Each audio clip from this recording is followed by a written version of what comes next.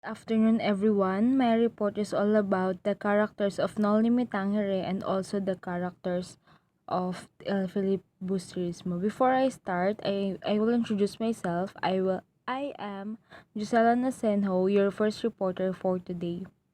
So now we will go on to our discussion. First is we have the characters of Noli Tangere. The first one is Crisostomo Ibarra E. Magsalin, commonly called Ibarra. He was born and grew up in the Philippines, but during his adolescence, he spent 7 years studying in Europe. So those 7 years prevented him from knowing what was happening in his country. When he returned to the Philippines, he found his father that had died and the corpse was supposedly moved to the Chinese cemetery.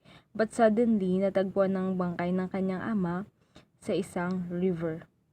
So next is Maria Clara de los Santos y Alba, or also known as Maria Clara. She is the most dominant yet weakest representation of women in the setting. When thinking of Noli, the name of Maria Clara can be seen predominantly as the image of the ideal Filipino woman. So, as we all know, kapag ka naririnig natin ang pangalang Maria Clara, ito ay ang simbolo ng isang magiting na babae, dalagang Pilipina. Kaya naman nung kapanahunan nila ay ang pangalang Maria Clara ay isang ideal woman ng mga matitipunong lalaki. So Maria Clara is the primary female character in the novel. She is the daughter of Capitan Tiago and Doña Pia Alba. But suddenly, Doña Pia Alba died when delivering Maria Clara. So, nung bata pa rin si Maria Clara, wala na siyang datnang ina, kaya naman ang nag-alaga sa kanya ay si Tia Isabel, na kung saan si Tia Isabel ay ang pinsan ng kanyang ama na si Kapitan Tiago. So, Maria Clara is known to be Ibarra's lover since childhood. When Ibarra was away in Europe, Kapitan Tiago sent Maria Clara to the Beaterio de Santa Clara, where she developed into lovely women under the strict guidance of the religious nuns. So later in the novel, Maria Clara discovers that her biological father is hindi si Kapitan Tiago. Ngunit San Diego's former curate and her godfather Damaso, after hearing about Ibarra's death, she persuaded Padre Damaso to let her be endorsed to a nunnery. So yon, nung namatay nga si Ibarra, parang pag-isip-isip ni Maria Clara na pumasok sa isang nunnery na kung saan kumbaga dun na matitake ang kanyang life. So next we have Padre Damaso Verdolagas, former curate of the parish church of San Diego. Padre Damaso was known to be friendly with the Ibarra's family. So, very well said. Ayun, yun lang yung madidescribe ko para kay Padre Damaso, na kung saan isa siya sa mga malalapit o matalik na kaibigan ng pamilya ni Ibarra. Sumunod ay si Don Santiago de los Santos o Kapitan Tiago, commonly known as Kapitan Tiago, is the only son of the wealthy trader in Malabon. So, Kapitan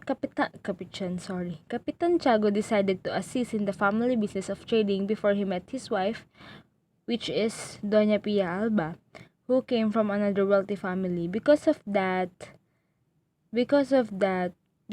consistency, devotion to Santa Clara in Obando, they were blessed with a daughter, which is Maria Clara, which is shared some same features as Padre Damaso. So, next we have Don Anastasio or Pilosopo Tasio.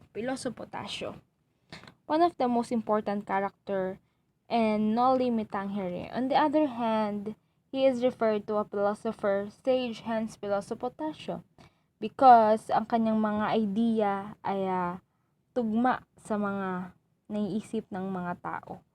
Ngunit sa kabilang banda, if his ideas weren't work or were against in the thinking of the majority of townspeople, he was considered the imbecile Tasyo,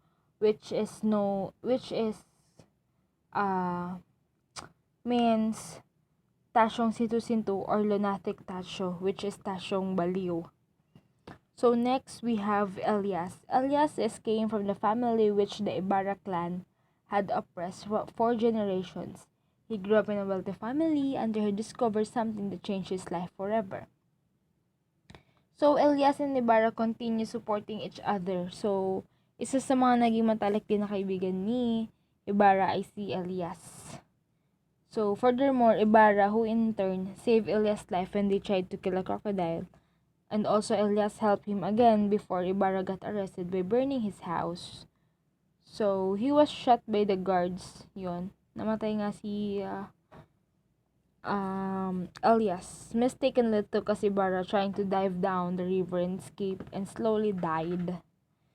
So next is Doña Victorina. Si Narcisa po pala. Narcisa or Sisa, also known as Sisa. Sisa is married to the man named Pedro and the mother of Basilio and Crispin. She depicts how Filipino mother love their children unquestionably. So Sisa, after days when Crispin was held captive by Mang Tasyo, the owner of the sacristy, she was arrested, locked up in the jail. One day later, she was pardoned by the town alferez and was released. However, when she returned home, Basilio was also gone. When she found Crispin's clothes soaked with blood, she grew lunatic as she continues to find her children. So when we say lunatic, ito ay ibig sabihin ito ay nabaliw o baliw. So at the end of the novel, Basilio grievously mourns for his mother as he found her dying under the tree.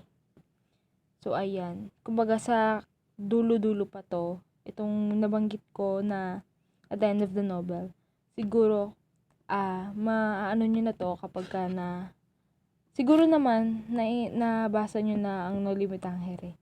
At ayan yung nangyari doon.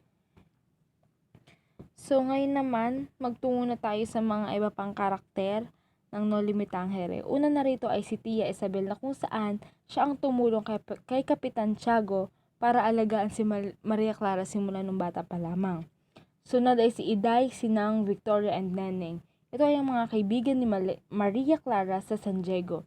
Si Iday ay isang maganda at plays the harp. At si Sinang ay isang cheerful and naughty friend ni Maria Clara. At isa sa mga closest friend ni Maria Clara is si Victoria. So, next is Andeng. Andeng is a foster sister of Maria Clara who cooks well. She is the caretaker of Capitan Tiago's house in San Diego. So, next is Doña Pia Alba.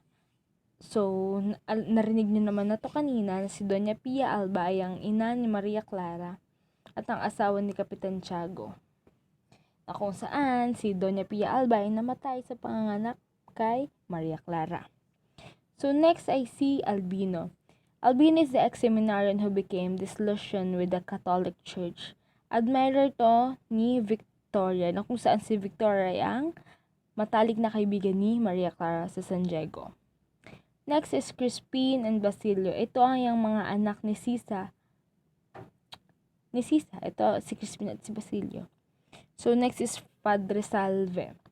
He replaced Padre Damaso. So, wala akong masyadong pang-impormasyon tungkol kay Padre Salve. Kaya, ayun.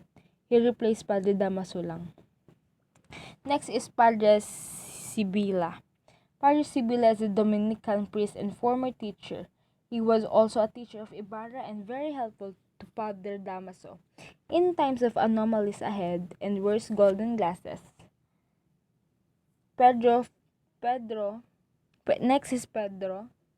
Pedro is the father of Crispin and Basilio and the husband of Sisa. He is an irresponsible husband. So, ayun.